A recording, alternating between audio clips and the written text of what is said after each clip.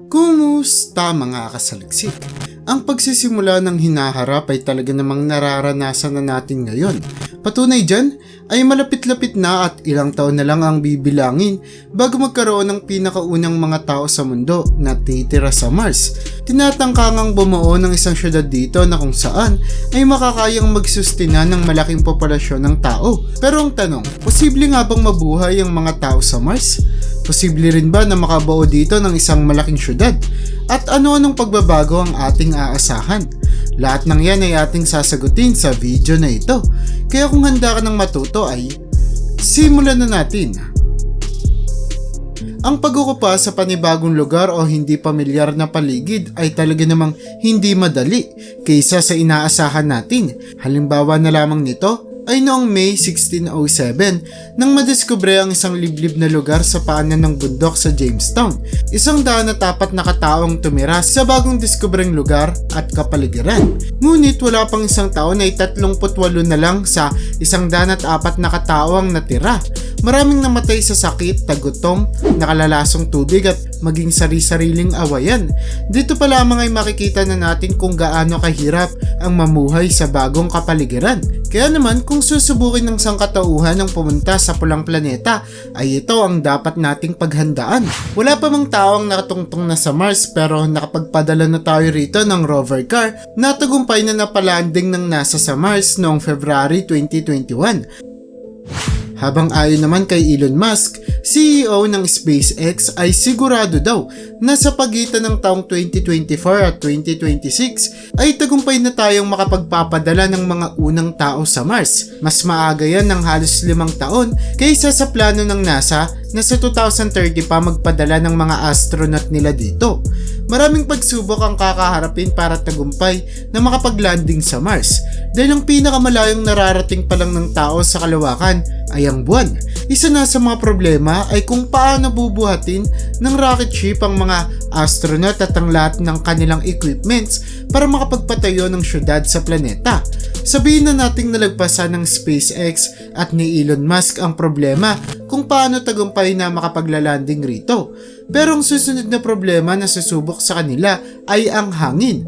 95% kasi ng hangin dito ay purong carbon dioxide. Katiting lang ang oxygen na pwedeng malanghap. Bukod pa dyan ay napakababa lang ng atmospheric pressure sa lugar. Kaya naman para mabuhay ay kailangang magsuot ng mga unang tao sa Mars ng tinatawag na pressure suits. At maging ang bubuoing tirahan dito ay mayroong pressure vessels. Sa mga unang araw at linggo ng mga unang tao sa Mars ay kailangan nilang kumilos agad at makabuo ng sustainable na tirahan na kung saan ay dito sila mananatili at bobuo ng plano kung paano makakakain. Ayon sa mga scientists at eksperto sa planetang Mars, kung saswertehin ay madali lang makabobo ng simpleng istruktura sa Mars. Ang surface kasi nito ay punong-puno ng maaasahang mga materyales tulad ng mga iron, magnesium at aluminum. Bukod pa dyan ang mga buhangin. Sa pamamagitan ng 3D printing, pwedeng gamitin ang mga buhangin para paunti-unting makabuo ng istruktura sa planeta. Dalawang pagpipilian ng mga unang Martian. Ito ay kung gagawa ba sila ng istruktura sa taas o ilalim ng lupa. Kung tagumpay man silang makabuo ng strukturang poprotekta sa kanila, ay susunod naman nilang iisipin kung saan makakakuha ng pagkain at tubig na maiinom. Sa ilang mga larawang kuha sa planetang Mars, may nakitang isang spot dito na kung saan ay may malaking tipak ng yelo. Ayon sa mga eksperto, pwede itong minahin at pagkunan ng mga Martian bilang source ng tubig na kanilang maiinom. Ito ay kung pwedeng inumin ng tubig. Ayon naman kay Roberto Molar, sa kanyang pananaliksik ay napag-alaman namang may sapat na nutrients ang lupa ng Mars para magsustina o bumuhay ng mga halaman. Ngunit dahil sa malamig na klima sa planetang ito ay talaga namang hindi mabubuhay maski ang mga patatas. Kaya kailangan itong patubuin sa isang controlled environment na kung saan ay malamang kakailanganin nila ng sapat na pataba sa lupa dahil hindi naman sigurado kung lahat ba ng parte ng Mars ay matataba ang lupa. Kaya para magawa ito, ang kailangan gawin ng mga Martian ay gamitin ng sarili nilang dumi upang maging pataba sa mga lupa na kanilang pagtataniman. hindi pa rin naman sigurado kung magtatagumpay o hindi ba tayo sa pagtatanim ng halaman sa Mars.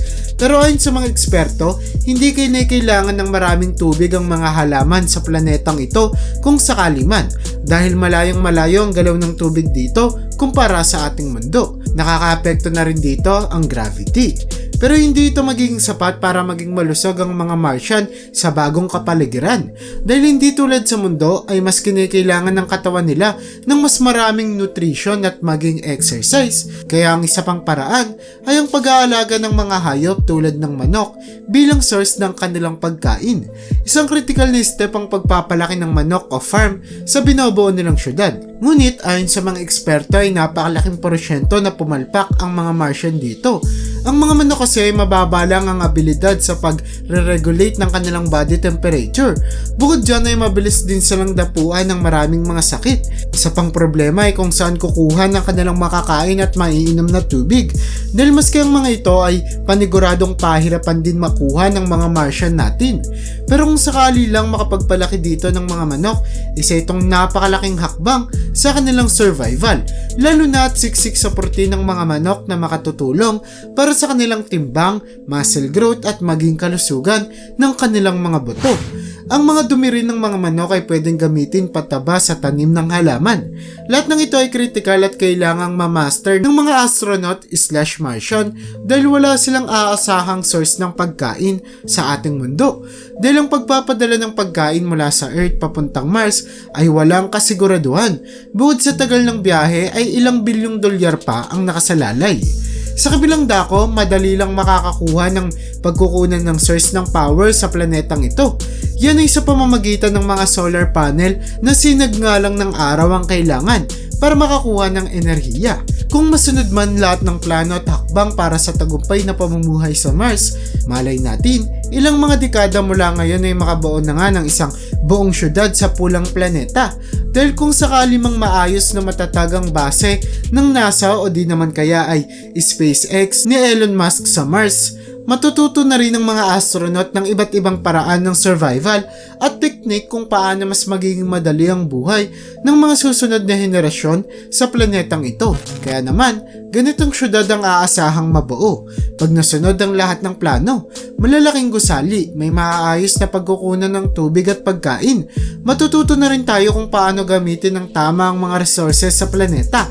At malay natin, makasunod na rin ang ating teknolohiya, lalo na at pa-advance na tayo ng pa-advance pagdating sa ganitong aspeto. At ang pinakahuli ay kailangang makabuo ng isang matatag na ekonomiya dahil hindi temporary ang mga taong titira dito, kundi buong buhay nila ay makikipagsapalaran sila sa pulang planeta.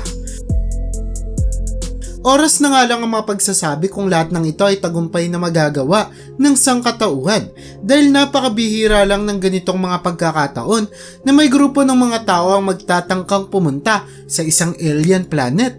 Bukod sa bilyong-bilyong dolyar na magagastos sa journey na ito, ay hindi na rin makababalik pa ang mga astronaut na ipadadala sa Mars dito sa ating sariling planeta. Kaya naman para sa'yo, gusto mo pa rin bang tumira sa Mars? I-comment mo naman yan sa baba at hanggang dito na lang muna ang aking bahagi. Hanggang sa muli mga kasaliksik. Maraming salamat sa panonood. See you in my next video.